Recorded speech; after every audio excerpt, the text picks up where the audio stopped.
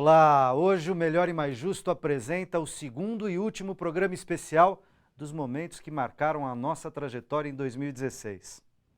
A partir de agora, você acompanha partes dos depoimentos dos nossos convidados que indicam as vias para resgatar e aprofundar a democracia no Brasil. A soberania popular foi suspensa. São 54,5 milhões de votos cassados. Ao lado da ruptura democrática, o impeachment mostrou enormes fragilidades das instituições brasileiras. Processo de impedimento com controversa acusação de crime de responsabilidade, seletividade e suspeita de irregularidades em procedimentos judiciais, violência e arbítrio das forças policiais na repressão aos movimentos pró-democracia. E por aí vai. A lista é longa. A Constituição brasileira e a consolidação das leis do trabalho estão ameaçadas, assim como direitos sociais, civis e políticos. Como retomar os rumos da democracia por dentro das instituições do Estado e no debate público? No curto prazo, como resgatar a legitimidade política? Em médio e longo prazos, como reconquistar a representatividade política? Essa é a conversa que começa agora no Melhor e Mais Justo. Qual a análise da estrutura do Estado que se pode fazer a partir desses acontecimentos? O que está acontecendo com as nossas instituições? Marcelo. Na verdade, não é um período bom para a República e para o Estado democrático do direito, este que nós estamos vivendo. Nos consola um pouco saber que sinais semelhantes a esse encontramos em alguns outros países do mundo. Há uma crise de representatividade, a democracia representativa, que é a base da República, não é? O poder soberano do povo que elege os seus governantes, que elege esses deputados, que elege estes senadores e que elege esses integrantes do poder executivo, esta soberania popular que em algum tempo entendíamos, professor Wolff, que era a unção de que tínhamos uma democracia. Se eleitos, os representantes estão integrados naquilo que nós consideramos que é uma democracia. Mas já há algum tempo que esse conceito faz água, que ele mostra grandes brechas, grandes fissuras, e no nosso país, neste momento, que é um momento de crise, um momento com dificuldades econômicas, nós que imaginávamos que tínhamos uma democracia mais ou menos sólida, mas tudo que é sólido desmancha-se no ar, não é? E o Bauman diz também que agora estamos vivendo uma sociedade líquida, não é? Então, nós vimos que as nossas instituições, nesta crise, não resistiram, né?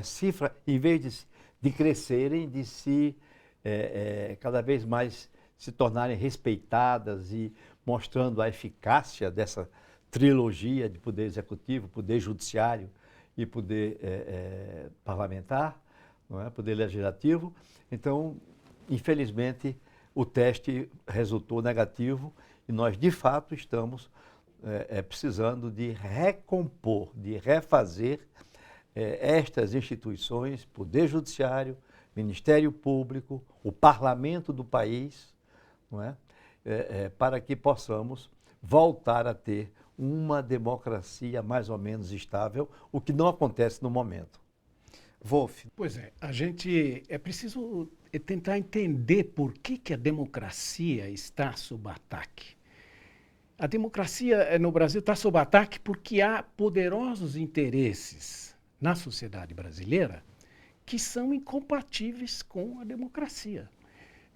Que têm interesses que a democracia coloca em xeque. Não é? E a democracia foi a grande vencedora, digamos, desse período dos governos do PT. Aqui eu acho que nós estamos num ponto fundamental. É isso que incomoda nesse governo findo, com esse golpe desfechado na ex-presidenta Dilma, é que o poder foi fruto da prática democrática. Não é? Agora, esses interesses que são incompatíveis com a democracia, não podem, evidentemente, confessar isso, porque é interessante isso. Tradicionalmente, as classes populares eram tidas como as classes perigosas, que são aquelas onde se trama a revolução, o golpe para dar o poder aos trabalhadores. Hoje em dia, esse discurso não pega mais, porque se ganhou com a democracia. A mesma coisa aconteceu no Chile, do Allende. Não é? Então, é preciso construir uma outra narrativa em relação às classes trabalhadoras que conseguiram atingir o poder federal no Brasil via democracia. O governo, né? E essa narrativa está sendo cuidadosa e meticulosamente trabalhada desde o início do governo Lula. Né? E hoje ela tem uma grande diretriz, que é o combate à corrupção.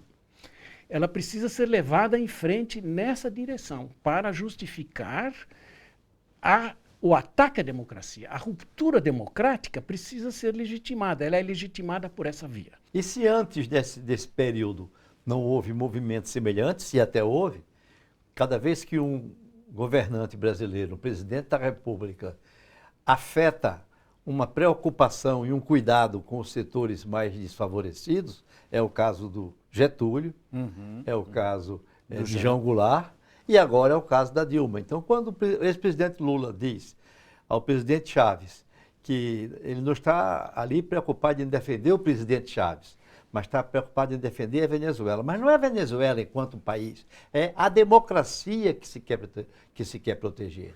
Muita gente que lutou contra o golpe denominado de impeachment, muita gente, né, lutava contra esse golpe, não porque fosse do PT, ou porque fosse de esquerda, ou porque fosse amigo da presidenta Dilma, mas estavam ali defendendo a democracia.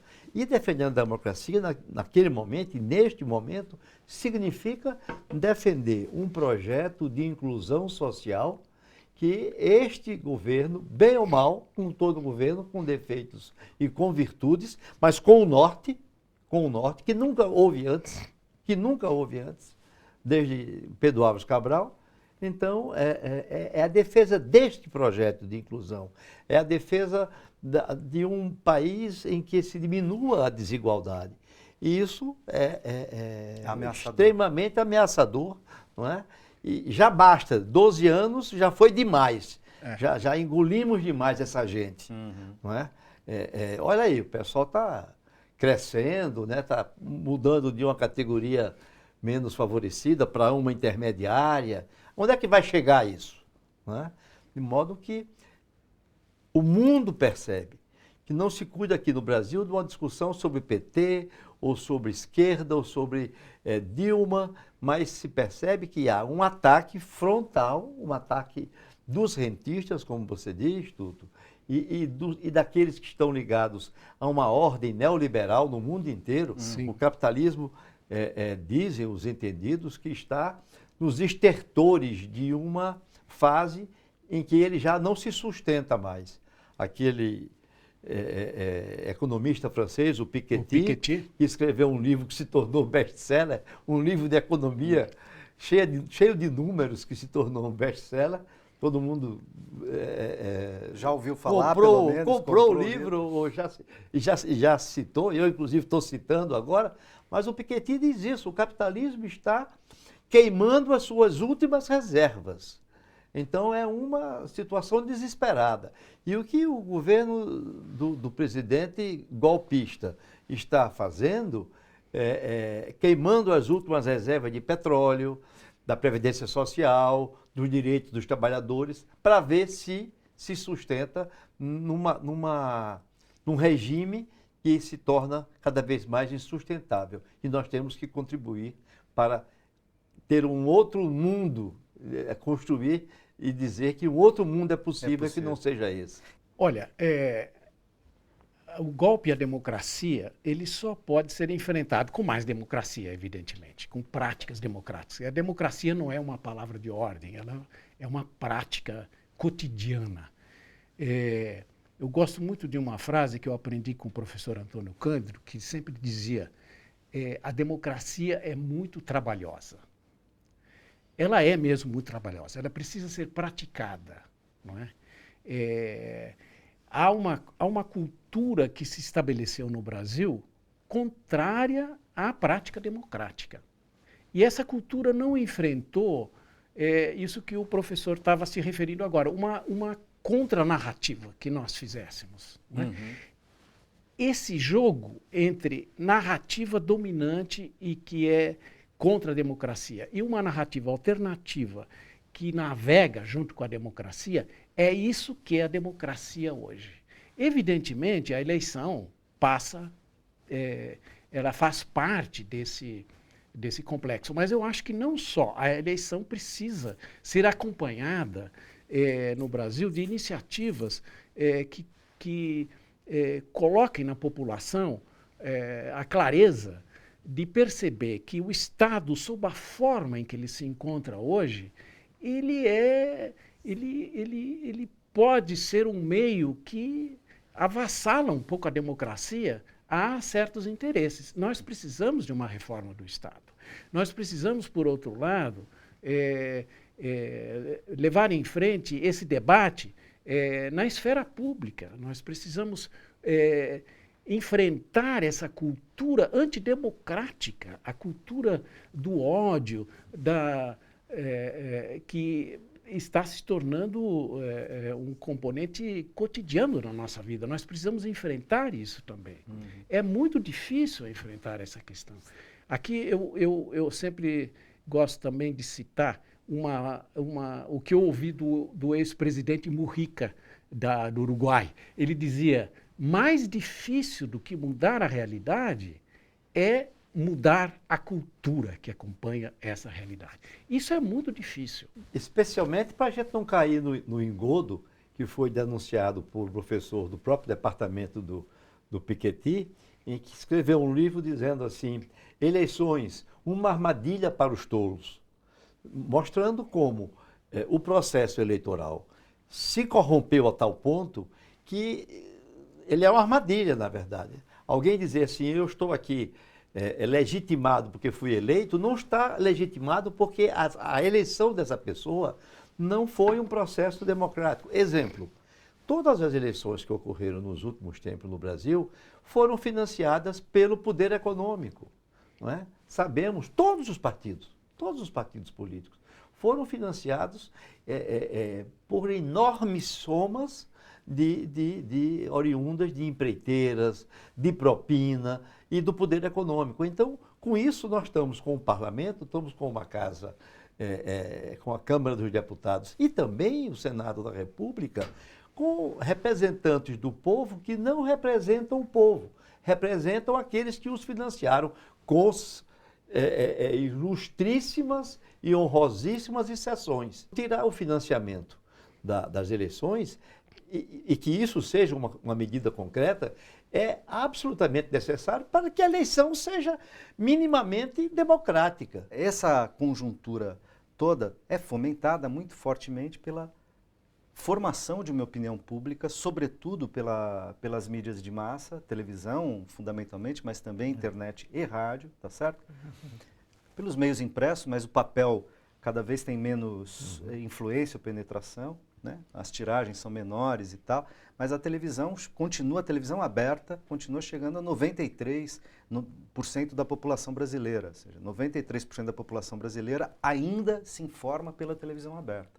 São os números para ver que ela tem um poder muito grande. Como pensar essas questões da comunicação nessa disputa? Aprofundando o debate na esfera pública. Eu acho que isso é absolutamente necessário. As narrativas se sustentam na medida em que elas são reproduzidas cotidianamente, elas fazem parte do nosso cotidiano, como você citou. A televisão é um dos grandes meios para refazer essa narrativa. No entanto, são narrativas, ou seja, elas têm uma relação com os fatos reais. Por exemplo, quando a presidente Dilma ela é houve aquele fatiamento, mostrou-se, por um lado, que a narrativa de que ela estava envolvida em corrupção era muito mais frágil do que queria aquela parte que queria condená-la Fatiamento está dizendo completamente. no julgamento. No julgamento. Separou o No impeachment julgamento.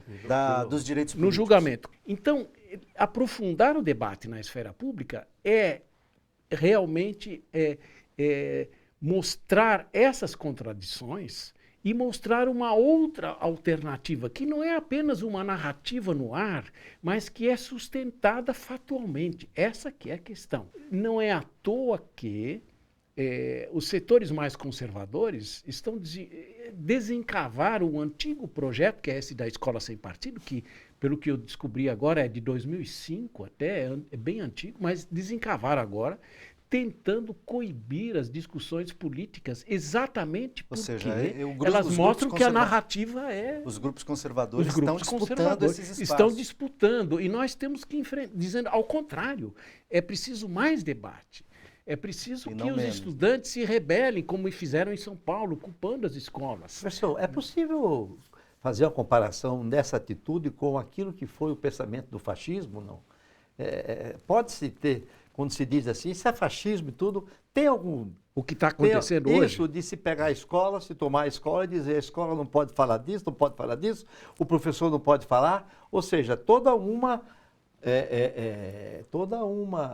tirania do Estado e da legislação sobre aquilo que devia ser uma coisa aberta. Claro. Eu pergunto, como a sua experiência de professor, estaria errado fazer essa referência, ainda que não seja absolutamente igual? Essa sempre é uma questão que eu enfrento com uma certa dificuldade, porque o fascismo, o nazismo, são aquelas experiências históricas que a gente conhece e que são... Né? Mas eu acho que há um clima, digamos assim, eu chamaria de protofascista, talvez, mas nessa direção, de invadir a esfera do debate, tentar se colocar na cabeça, né? Exatamente. Né? Controlar as mentes. Né? Por isso cerebral que o nazismo fez, que o fascismo fez, que as tiranias fizeram de um modo geral. E criar não só, evitar o debate, aí é importante essa colocação que o senhor coloca, me dá oportunidade de dizer uma outra coisa que eu considero da maior importância. Não só obstruir o debate, que permite perceber como as narrativas são enganosas, ou não, mas também incutir práticas que levam a aceitar, a legitimar o exercício da autoridade. Não é? Existe um livro muito interessante de uma professora americana chamada Naomi Klein. Ela tem um livro que se chama A Teoria do Choque, que foi transformado, inclusive, num filme. É muito interessante que ela mostra ali, que é o exercício do poder incutindo o medo, o terror, que é o que, aliás, o fascismo fazia. Não é? É o que o neoliberalismo, com aquele projeto inicial, incutiu depois da derrubada do legitimamente eleito presidente Allende no Chile, etc., etc. Né? E é o que está se tentando fazer aqui, por exemplo, nas próprias manifestações democráticas, abertas, alegres da população agora, com essa repressão policial completamente desmedida e que está sendo denunciada mundo afora. Não é? Então, tem esses dois lados. Há uma cultura, nesse sentido, o senhor tem toda a razão, quer dizer, há uma cultura não só de inibir a discussão democrática, mas de tentar passar práticas que vão solidificar nas pessoas, sedimentar bases para um comportamento autoritário, amedrontado, de obediência cega às instituições públicas, porque a gente também não quer isso. O Roland Barthes, pensador francês, dizia que o fascismo tem uma característica curiosa, que além de proibir com certas condutas, atitudes e tal, ele obriga certas condutas e atitudes. Né? Então, não apenas proíbe que você faça certas coisas, mas te obriga a fazer de um determinado jeito. Estava falando das manifestações, quer dizer, além de reprimir, assim, eu tento evitar que você venha, isso é uma coisa, te intimidar, mas a outra coisa em fazendo uma certa manifestação, eu quero que você faça de um determinado jeito. Se não fizer daquele jeito, eu te reprimo. Então, se você pedir para acabar com a militarização da polícia, eu desço o cacete. E isso vem se constituindo exatamente isso no que os movimentos sociais têm dito da criminalização dessas condutas. Condutas que são condutas cívicas de participação e que são criminalizados. Aí nós temos os estudantes universitários que são criminalizados e cria-se uma CPI da UNE, os defensores dos direitos dos indígenas que são criminalizados, e aí se faz uma CPI para se romper o sigilo telefônico de um bispo cuja diocese tem um trabalho com indígenas, aí vem a criminalização do MST, a prisão de militantes desses movimentos sociais, como se fossem de organizações criminosas. Quer dizer, isso está muito próximo de 1938 e 1940, na Alemanha e na Itália. Não é? Essa criminalização... Se não é um fascismo aberto, é um protofascismo. Essa criminalização é uma coisa extremamente preocupante, porque nós estamos aceitando que a polícia vá para as ruas e se comporte com relação a pessoas que estão se manifestando dentro de um espírito republicano, democrático, e que se comporta com a violência que tem se visto, especialmente aqui no estado de São Paulo. Eu diria que nesse clima que nós estamos aqui hoje, lamentando uma série de retrocessos que a nossa sociedade brasileira nesse momento vive, mas também penso que nós temos motivos para registrar que há um surgimento ou um ressurgimento de um espírito de combate, de luta, de democracia, de participação, como nós não estávamos vendo há 4, 5, 6 anos para trás. De modo que acho que toda essa turbulência que nós estamos vivendo está tendo um efeito positivo e salutar, que é de muitas pessoas e muitos setores que estavam mais ou menos acomodados e lenientes, aceitando as coisas um pouco passivamente e que agora começam a despertar. Vendo o risco que começa a ocorrer, e eu me refiro ao movimento estudantil, eu me refiro aos sindicatos, aos trabalhadores, eu me refiro aos professores universitários, né, das escolas de maior densidade assim, intelectual, as escolas federais, as PUCs, as escolas públicas, porque temos extrema dificuldade com as escolas particulares, que na minha área jurídica são entidades extremamente mercantilizadas, carentes, né? de ideologia, de generosidade e de preocupação social. De qualidade acadêmica. É isso que você está dizendo aí mesmo. Mercantilizado. É uma empresa comercial de ganhar dinheiro. Exatamente na direção que o professor estava apontando, esse momento está mostrando o reavivar da luta, da ideia da prática. É preciso sair de casa. E isso está claro, eu acho que hoje, por uma grande parcela da população que estava acomodada. Sair da zona de conforto. Rua, né? Porque ao lado das instituições classicamente compreendidas como políticas, a rua é também uma instituição política, e aliás foi a primeira, é aí que a política democrática surgiu na Grécia Antiga, é a rua. Não é? E eu acho que ali há essa prática possível da manifestação, da participação.